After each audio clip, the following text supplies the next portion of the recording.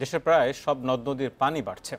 ফলে উত্তরাঞ্চল সহ ১৩ জেলায় বন্যা পরিস্থিতির অবনতি হয়েছে। বিপদসীমার ওপরে রয়েছে রংপুর, জামালপুর, সিরাজগঞ্জ, হবিগঞ্জ, লালমনিরহাট, গাইবান্ধা, নেত্রকোনা ও টাঙ্গাইলের নদ নদীর পানি। দীর্ঘ হচ্ছে বানভাসীদের ভোগান্তি। বাড়ছে বিশুদ্ধ পানি ও শুকনো খাবারের সংকট। উজানের ঢল আর ভারী বৃষ্টিতে ডুবছে একের পর এক জনপদ। সময়ের সাথে সাথে বাড়ছে বানভাসী মানুষের ভোগান্তি।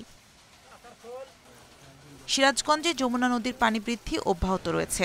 নতুন করে প্লাবিত হয়েছে সিরাজগঞ্জ সদর, কাজীপুর, চৌহালি, বেলকুচি, শাহজাদপুর উপজেলার চরাঞ্চল ও নিম্নাঞ্চলের বেশ কিছু এলাকা। আমাদের সবই তো তলে গেছে, আমরা একবারে নিঃস্ব, আমাদের কোনো কাজকর্ম নাই।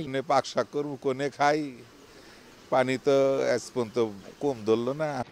কুড়িগ্রামে ব্রহ্মপুত্রের পানি সামান্য কমলেও বাড়ছে ধরলার পানি। এতে সার্বিক বন্যা পরিস্থিতির খুব বেশি উন্নতি নেই। এক সপ্তাহের বেশি সময় পানিবন্দী জেলার ২.৫ লাখ মানুষ। বাড়িতে থাকার মতন কোনো স্থান নাই, সব বউ বাচ্চা বাচ্চা নিয়ে আমরা আস্তাতে দাঁড়িয়ে আছি।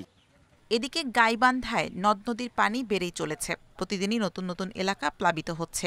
এতে জেলার সার্বিক বন্যা পরিস্থিতির অবনতি হয়েছে। এছাড়া পানি বাড়ছে হবিগঞ্জের কুশিয়ারা, খোয়াই ও কালনী সহ বেশ কিছু নদীর। নতুন করে প্লাবিত হয়েছে ১১টি ইউনিয়ন।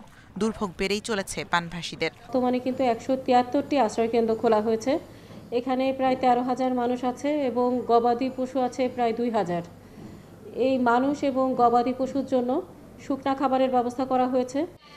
উজান থেকে নেমে আসা পাহাড়ি ঝলে নেত্রকোনার কলমাকান্দা, দুর্গাপুর, বারহাট্টা ও খালিয়াজড়ি উপজেলার বন্যা পরিস্থিতি অপরিবর্তিত রয়েছে। জেলার সীমান্তবর্তী ৪ উপজেলার ৬৩ ইউনিয়ন প্লাবিত হয়ে পানিবন্দী ২ লক্ষাধিক মানুষ। আর শেরপুরে উজানে উন্নতি হলেও ভাটি এলাকায় বন্যার অবনতি ঘটেছে। জামালপুরে বন্যার পানি ঢুকে প্রতিদিন প্লাবিত হচ্ছে নতুন নতুন এলাকা। জেলার ৬ উপজেলায় ৫০টি ইউনিয়নের কয়েক হাজার মানুষ পানিবন্দী হয়ে পড়েছে।